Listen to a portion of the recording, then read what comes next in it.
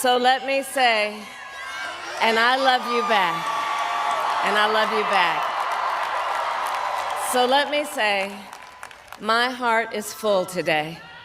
My heart is full today, full of gratitude for the trust you have placed in me, full of love for our country, and full of resolve.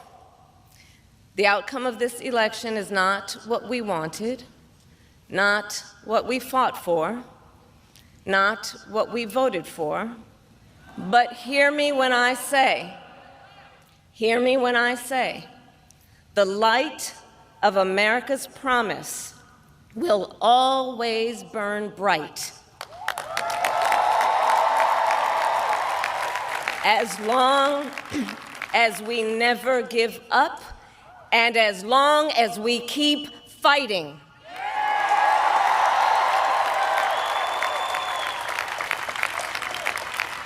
To my beloved Doug and our family, I love you so very much. To President Biden and Dr. Biden, thank you for your faith and support. To Governor Walz and the Walz family, I know your service to our nation will continue. And to my extraordinary team, to the volunteers who gave so much of themselves, to the poll workers and the local election officials, I thank you all. Look, I am so proud of the race we ran, and the way we ran it, Over the 107 days of this campaign, we have been intentional about building community and building coalitions, bringing people together from every walk of life and background, united by love of country with enthusiasm and joy in our fight for America's future. And we did it with the knowledge that we all have so much more in common than what separates us. Now, I know folks are feeling and experiencing a range of emotions right now. I get it. But we must accept the results of this election. Earlier today, I spoke with President-elect Trump and congratulated him on his victory. I also told him that we will help him and his team with their transition, and that we will engage in a peaceful transfer of power.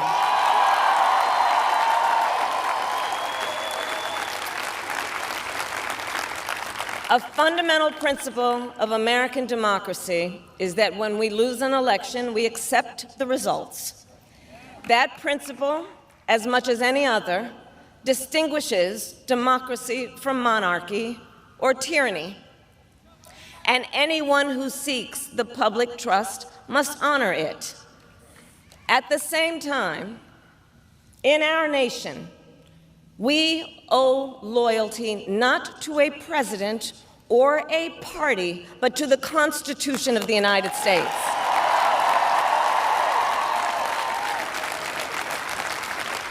And loyalty to our conscience and to our God. My allegiance to all three is why I am here to say, while I concede this election, I do not concede the fight that fueled this campaign.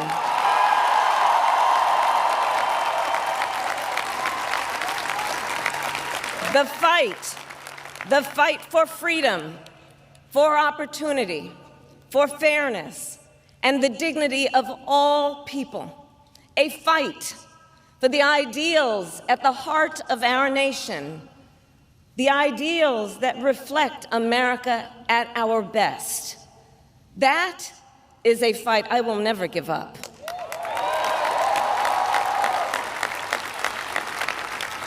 I will never give up the fight for a future where Americans can pursue their dreams, ambitions, and aspirations, where the women of America have the freedom to make decisions about their own body and not have their government telling them what to do. We will never give up the fight to protect our schools and our streets from gun violence. And America, we will never give up the fight for our democracy, for the rule of law, for equal justice, and for the sacred idea that every one of us, no matter who we are or where we start out, has certain fundamental rights and freedoms that must be respected and upheld.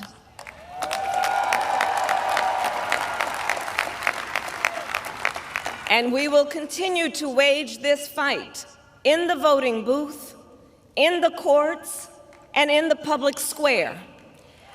And we will also wage it in quieter ways, in how we live our lives, by treating one another with kindness and respect, by looking in the face of a stranger and seeing a neighbor, by always using our strength to lift people up, to fight for the dignity that all people deserve. The fight for our freedom will take hard work, but like I always say, we like hard work. Hard work is good work. Hard work can be joyful work.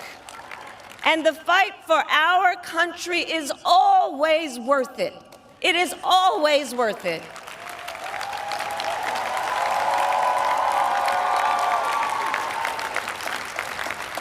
To the young people who are watching, it is, I love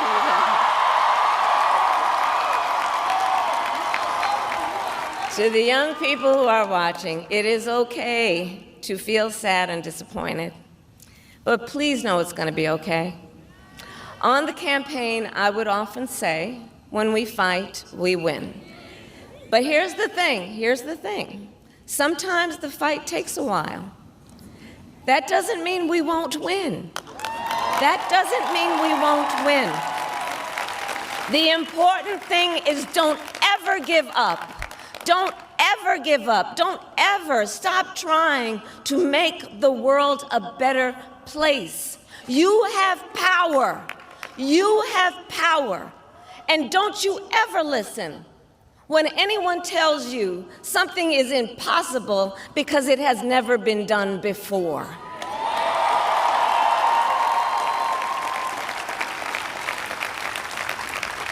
You have the capacity to do extraordinary good in the world. And so to everyone who is watching, do not despair. This is not a time to throw up our hands. This is a time to roll up our sleeves. This is a time to organize, to mobilize, and to stay engaged for the sake of freedom and justice and the future that we all know we can build together. Look, many of you know I started out as a prosecutor, and throughout my career, I saw people at some of the worst times in their lives.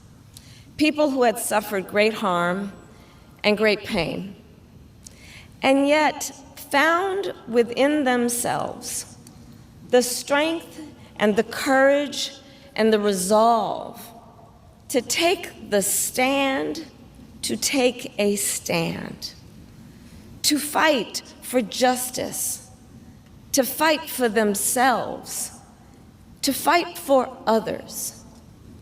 So let their courage be our inspiration. Let their determination be our charge. And I'll close with this. There's an adage an historian once called a law of history, true of every society across the ages. The adage is, only when it is dark enough can you see the stars. I know many people feel like we are entering a dark time, but for the benefit of us all, I hope that is not the case.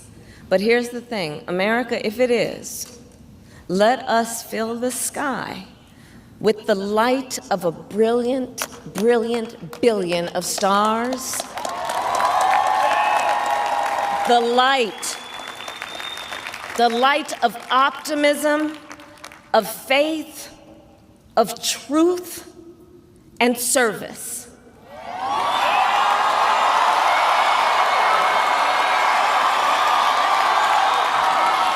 HU. And may that work guide us, even in the face of setbacks, toward the extraordinary promise of the United States of America. I thank you all. May God bless you, and may God bless the United States of America. I thank you all.